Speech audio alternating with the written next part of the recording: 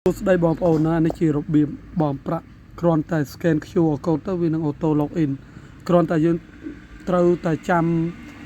ទី1លេខទូរស័ព្ទទី2គឺ password ខ្លួនឯងបើយើងដាក់ត្រូវចាំពេលយើង login ដូរ device ទូរស័ព្ទអី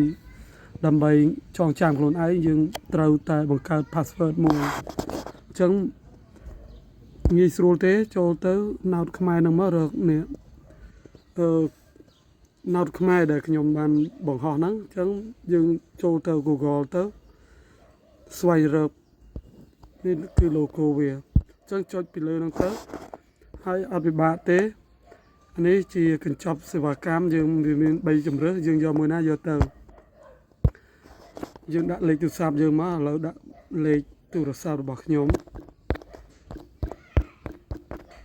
ហើយ password យើងដាក់ទៅឧទាហរណ៍ខ្ញុំដាក់ការ៉េ1នេះវានឹងចេញជា QR code នេះគ្រាន់តែ scan QR code ទៅគឺវានឹង login auto តែម្ដងចឹងឥឡូវចាំមក plate login បើយើងប្រើទូរស័ព្ទមកយើងថត screen វាទៅថតដើម្បី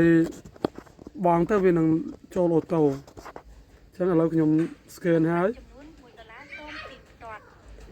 ចឹងពេល scan ទៅវានឹង login auto តែម្ដងនេះកំពុងបងប្រាក់វាចូលចឹងវិធីហ្នឹងងាយស្រួលបងប្អូនយើងភ្ជាប់ទាំងអស់គ្នា